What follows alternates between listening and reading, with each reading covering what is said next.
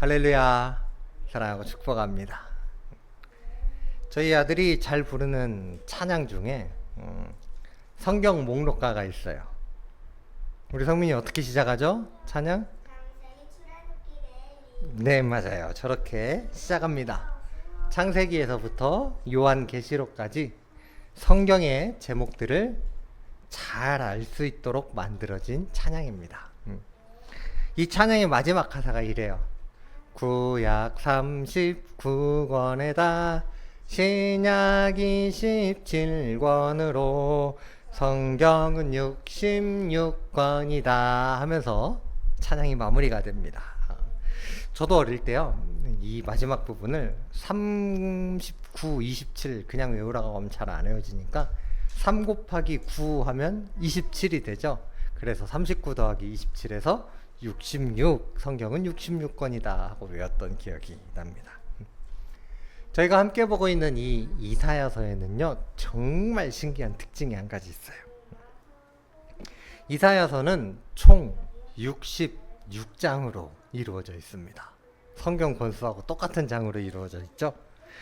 그런데 더 신기한 거는요, 1장에서 39장까지는 하나님의 심판과 징계를 주제로 삼고 있어요.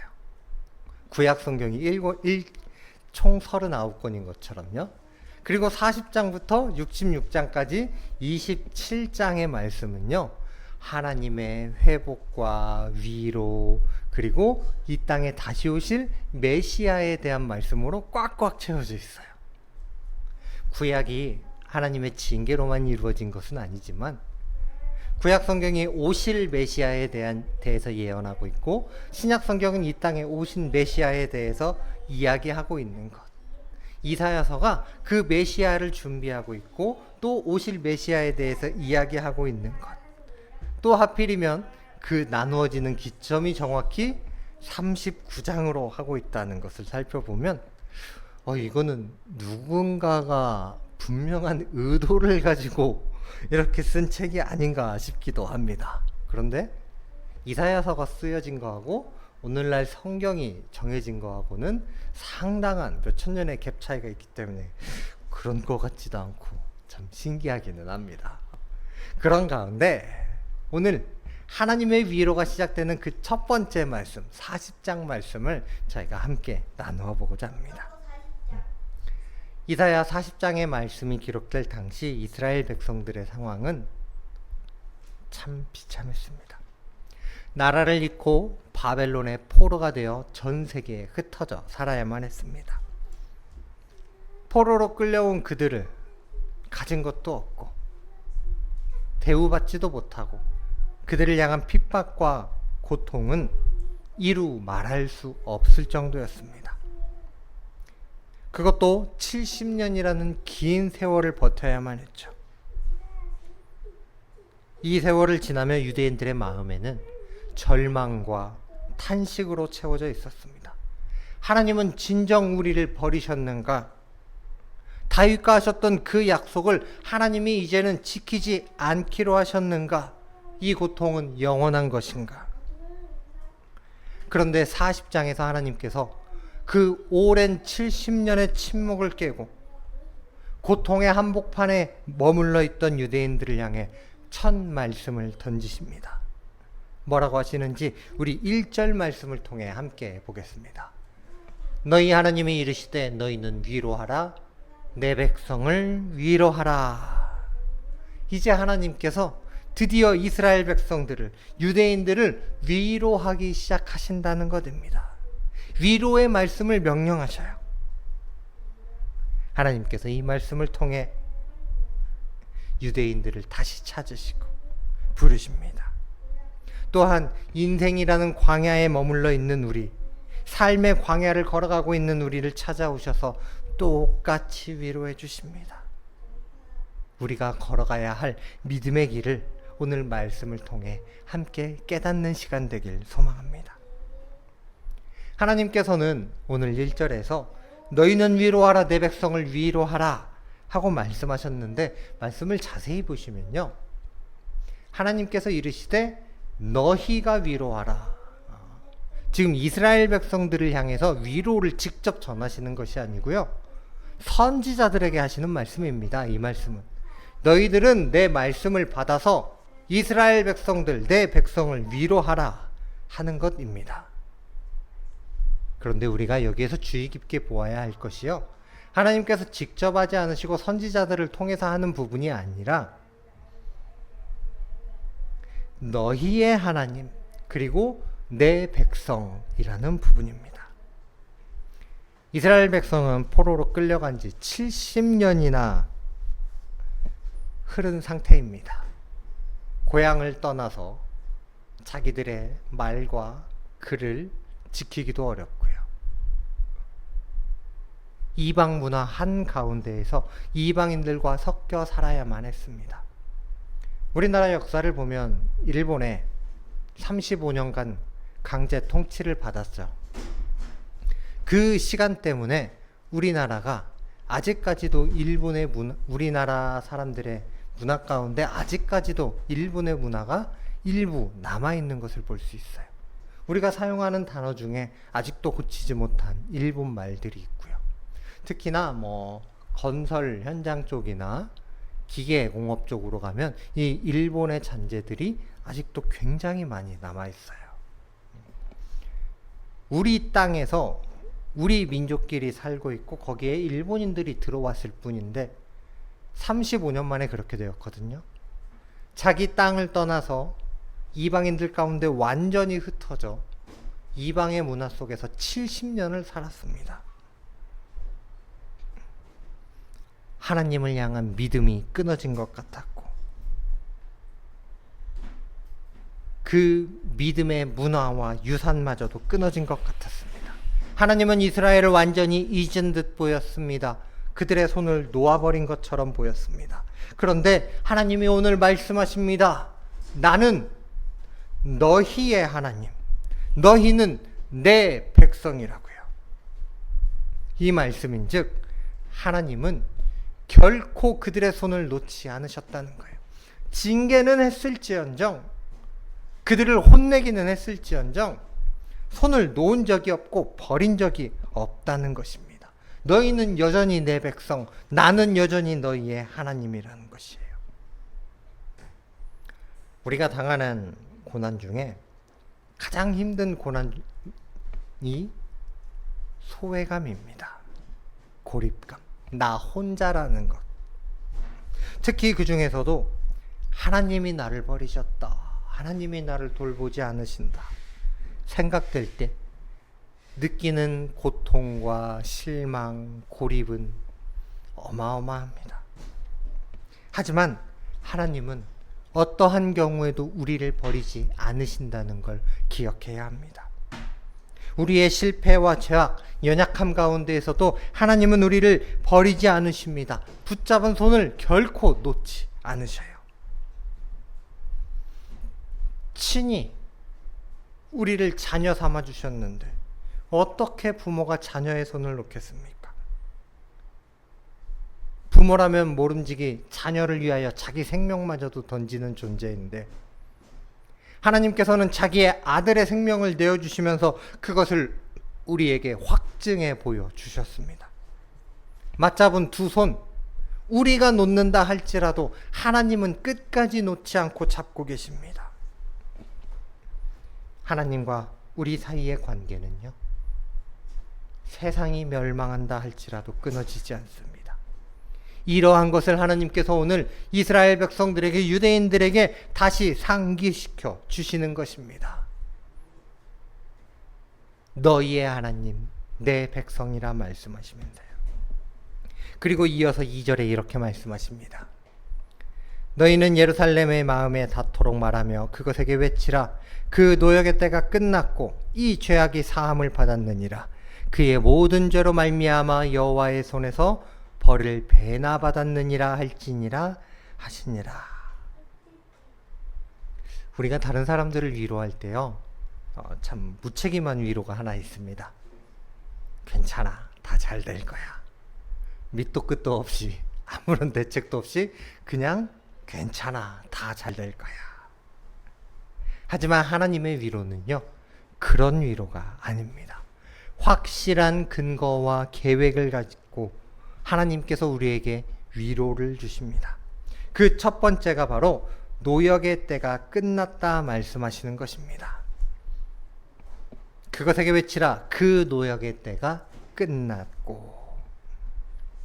지금 이스라엘이 70년 동안 포로로 끌려가 노역하며 생활하고 있죠. 그것이 이제는 끝났다는 것입니다.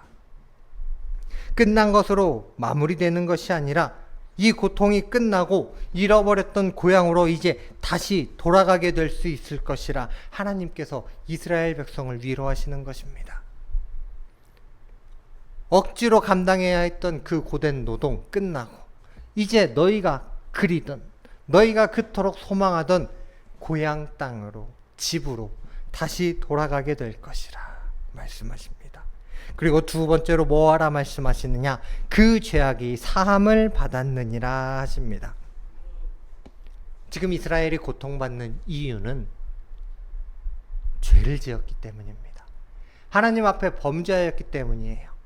하나님이 아닌 우상을 섬겼고 하나님이 이스라엘에게 주신 말씀을 천시했고 경고를 무시한 결과입니다. 그 때문에 나라를 잃었고 끌려가 지금 이 고통을 당하고 있는 것이지요. 그런데 하나님께서 죄악을 사하여 주십니다.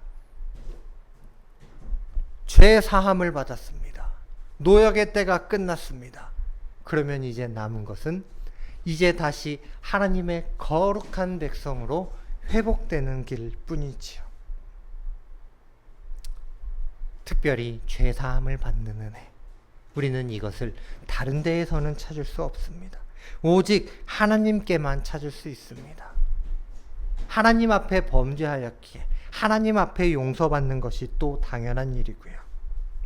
우리는 유일하게 오직 한 분만 죄를 씻을 수 있는 하나님 앞에 나아가 그 긍휼하심과 회복하게 하시는 은혜를 받아 누려야 될 것입니다.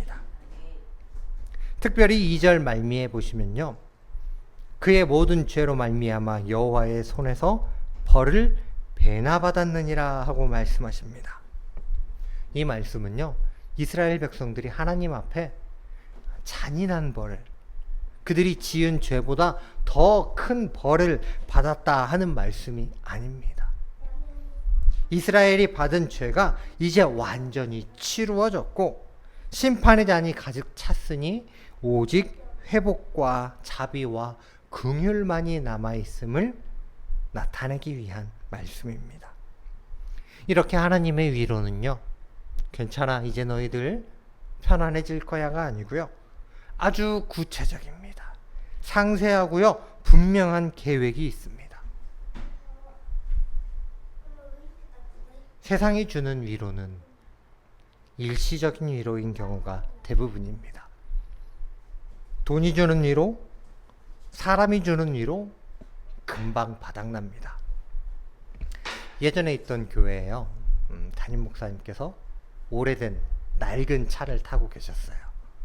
그러다가 이제 성도님들이 우리 담임 목사님 낡은 차 타느라 너무 고생하시는데 새 차로 바꾸어 드리자 해가지고 십시일반 돈을 모아서 좋은 차를 뽑아서 해드렸어요. 담임 목사님도 기분이 참 좋으셨는지 차를 타고 여기저기 다니셨는데 얼마 후에 이야기하시더라고요. 물어보시더라고요. 새 차 샀는데 기분 좋은 게 며칠 가는 것 같아? 하고 물어보시더라고요. 그때 저는 뭐 차도 없었고 하니까 한 달은 가지 않을까요? 했더니 목사님이 3일, 딱 3일. 3일 기분 좋고 그 다음부터는 그냥 자동차야. 돈이 주는 위로는 3일이면 끝납니다. 이런 것을 알기 때문에 사람들은요, 돈보다 더 좋은 위로를 주는 것을 찾습니다. 어떤 사람들은 술의 힘을 빌리기도 하고요, 약물의 힘을 빌리기도 합니다. 하지만 그것들이 주는 위로는, 그것들이 주는 기쁨은 오히려 우리 인생에, 우리의 영혼에 공허함만을 채웁니다. 아니요, 공허함으로 더 큰 구멍을 만들어냅니다. 하나님의 음성 외에 무엇이 우리의 영혼을 살릴 수 있겠습니까? 우리의 손을 지금 이 시간도 붙잡고 계시며 가장 따스한 음성으로 위로하시는 하나님을 기억하시길 소망합니다. 하나님의 음성이 우리의 마음과 영혼에 울려 퍼질 때 우리는 마침내 참된 위로와 평안을 얻게 될 것입니다. 세상이 줄 수 없는 위로를 받아 누리게 될 것입니다. 이렇게 고통의 시간을 마치고 하나님께서 선포해 주는 죄사함의 은혜, 우리를 위로하시는 하나님은 그 다음으로 사명을 하나 주십니다.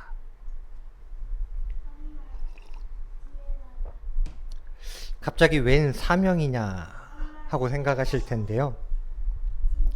버림받았다 생각했던 자들, 미움받아 느꼈던 자들이나 혼났던 사람들에게 그 마음을 어루만져주는 아주 좋은 방법 중에 하나가 바로 사명을 주는 거예요. 저희 아들이 말썽을 많이 부려요. 그래서 때로는 혼날 때도 있고요, 벌 설 때도 있고요, 어떨 때는 발바닥 맞을 때도 있어요. 근데 발바닥 맞고 나면은 꼭 하는 게 두 가지가 있어요. 뭐냐면요, 한 5분 10분 이내에 안아주면서 사랑한다, 발바닥을 왜 때렸는지 자세하게 이야기를 해주는 거고요. 두 번째는요, 심부름을 하나 시켜요. 별 볼 일 없는 건데도요, 성민아 저기 리모컨 좀 갖다 줘, 아빠 물 좀 떠다 줄래, 휴지 좀 뜯어다 줘 하고 작은 심부름이라도 하나 시켜요. 그러면요, 그 마음에 무슨 생각이 드냐면요, 저희 아들은 아직 모를 거예요. 아, 아빠가 나를 아직 필요로 해. 아, 아빠한테 아직 내가 필요하고 아빠가 나를 좋아하고 아빠가 나를 사랑해. 아빠가 나랑 함께 같이 뭘 하고 싶어. 아빠에게 내가 도움이 되는 존재야. 이 생각을 갖게 되는 거예요. 그래서 오늘 하나님께서 70년 동안 혼났던 유대인들에게 사명을 주셔요. 할 일을 주시면서 너희들 쓸모없는 존재, 버림받은 존재, 내가 관심 없는 존재가 아니고 너희들과 함께 이거 하고 싶어. 너희들과 함께 이거 해야 되니까 너 이것 좀 해줄래? 하면서 사명을 하나 주십니다. 그 사명이 무엇인가? 그 사명을 주시는 것은 이스라엘 백성을 한 단계 끌어올리는 것이며 하나님께서 이전부터 주셨던 약속을 이루어 가는 것입니다. 자, 그러면 주신 사명이 무엇인지 우리 한 번 살펴보아야겠죠. 자, 3절 말씀 우리 함께 보시겠습니다. 4절까지 시작. 외치는 자의 소리여 이르되 너희는 광야에서 여호와의 길을 예비하라. 사막에서 우리 하나님의 대로를 평탄하게 하라. 골짜기마다 도두어지며 산마다 언덕마다 낮아지며 고르지 아니한 곳이 평탄하게 되며 험한 곳이 평지가 될 것이요 라고 이야기를 합니다. 하나님께서 뭐라고 얘기하시느냐? 무려 여호와의 오실 길을 예비하라 합니다. 몇 천년 몇백 년부터 약속하신 메시아의 오실 길을 너희들이 좀 준비해 주겠니? 하고 말씀하십니다. 우리가 기다리던 메시아의 그 길을 나더러 닦으라니 얼마나 감사합니까? 영광스럽습니까? 하나님께서 주신 사명은 그들의 마음을, 유대인들의 마음을 충분히 들뜨게 만들 만한 것이었습니다. 그런데 이 말씀이요, 굉장히 신기합니다. 3절 말씀을 다시 보시면 여호와의 길을 예비하는데요, 너희는 광야에서, 사막에서 우리 하나님의 대로를 평탄하게 하라 이야기를 합니다. 광야와 사막에서. 예수님이 광야로 오신다는 건가? 메시아께서 사막을 통해 이 땅으로 오신다는 건가? 아닙니다. 이 말씀은요, 우리의 마음을 의미하는 말씀입니다. 황폐한 돌밭, 메마른 모래 언덕과 같은 우리의 마음 가운데 대로를 예비하라는 것입니다. 우리의 마음이 광야 같으니, 사막 같으니 말이지요.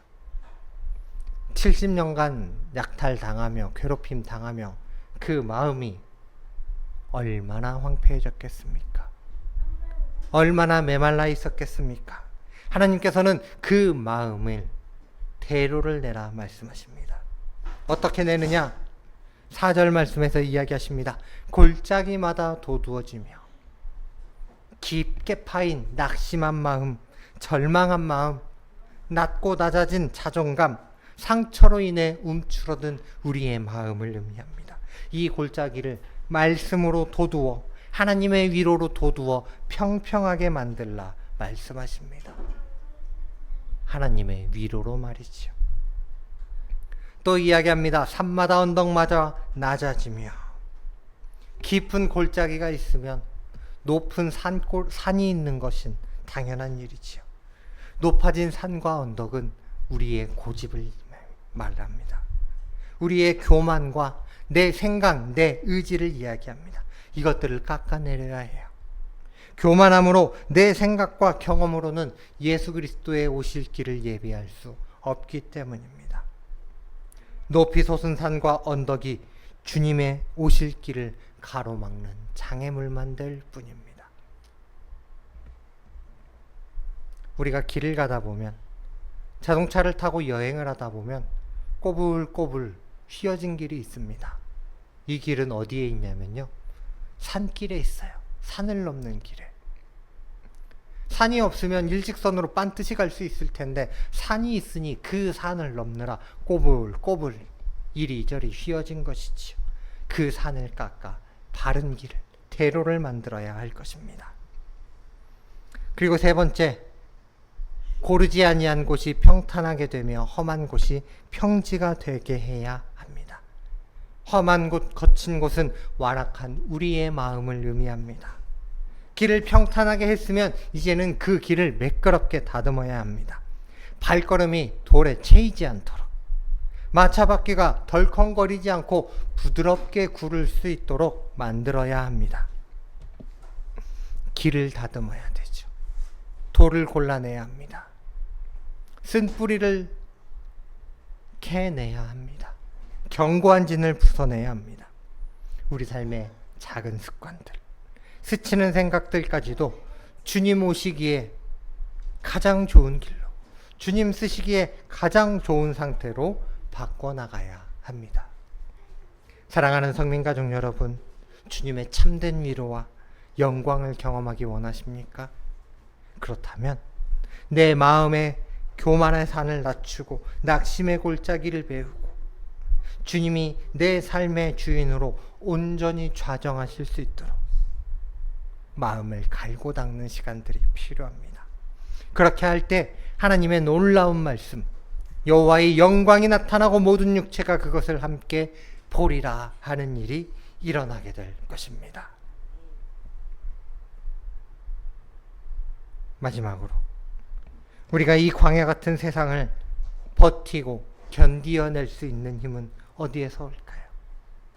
주님의 위로가 우리에게 임할 때까지 견딜 수 있는 힘, 또 주님의 위로를 받고 우리가 대로를 수축할 때까지 그 사명을 감당할 수 있는 힘, 그것은 6절 이하의 말씀입니다. 말하는 자의 소리여 외치라. 대답하되 내가 무엇으로 외치리이까 하니 모든 육체는 풀이요 그의 모든 아름다움은 들의 꽃과 같으니 풀은 마르고 꽃이 시듬은 여호와의 기운이 그 위에 불미라. 이 백성은 실로 풀이로다. 화무 11홍 권불 10년이라 했습니다. 인생이 붉은 꽃과 같아도 신빛 열흘을 넘기기 힘들고요, 아무리 크고 높은 권력을 잡았다 할지라도 10년을 넘기기가 어렵습니다. 잠시 화려하게 피고 사람들의 시선을 차지하는 것 같지만 결국 시간이 지나면 시들기 마련인 것이 사람의 인생인 것이죠. 바람에 날려가는 것이 우리의 인생인 것입니다. 이스라엘을 멸망시키고 70년 동안이나 그들을 괴롭게 했던 거대한 제국 바벨론도 하나님 앞에서는 한 송이 꽃, 한 줄기, 한 줌 풀에 불과했습니다. 역사의 흐름 앞에 무너져갔고 지금은 흔적도 찾아보기 어려운 나라가 되었지요. 사람의 인생도 거대한 나라도 역사도 운명도 이와 같을 뿐입니다. 그렇다면 한 사람을 넘어서는 나라조차도 세계조차도 그러할진데 우리는 무가치한 존재인가? 그렇지 않습니다. 내 삶이 무가치하니 지금 있는 삶을 즐기며 원하는 대로 살아도 되는 것인가? 결코 그렇지 않습니다. 하나님께서는 8절에 이렇게 말씀하십니다. 풀은 마르고 꽃은 시드나 우리 하나님의 말씀은 영원히 서리라 하라. 아멘. 어떤 풀과 꽃이라도 반드시 마르고 시들지만 우리 하나님의 말씀은 영원합니다. 주님의 약속은 반드시 이루어지며 우리를 향한 사랑은 변함이 없다는 것이죠. 그래서 바벨론이 무너질 때, 역사가 쇠퇴해 갈 때, 세계가 무너져 갈 때에도 우리는 영원하신 하나님의 말씀을 붙잡고 설 수 있는 것입니다. 그 말씀에 기대어 선다면 우리는 넘어지지 않습니다. 무너지지 않습니다. 쓰러지지 않습니다. 그래서요, 이걸 경험해 봤던 사도 바울이요, 로마서 8장에 이렇게 이야기합니다. 내가 확신하노니 사망이나 생명이나 천사들이나 권세자들이나 현재일이나 장래일이나 능력이나 높음이나 깊음이나 다른 어떤 피조물이라도 우리를 우리 주 그리스도 예수 안에 있는 하나님의 사랑에서 끊을 수 없으리라.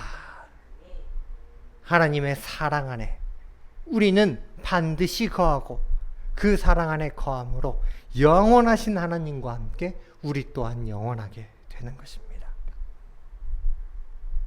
말씀을 정리합니다.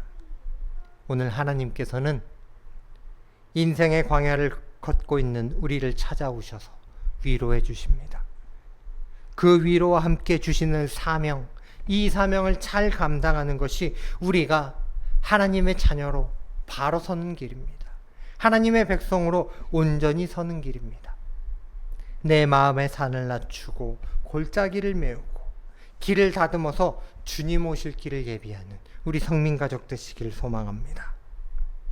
또한 풀은 마르고 꽃이 시든다 할지라도 영원하신 하나님의 말씀을 붙잡고 하나님의 사랑을 의지하여서 이 세상에 날마다 승리하는, 날마다 우뚝 서는 우리 성민가족 되실 수 있기를 주님의 이름으로 축복합니다.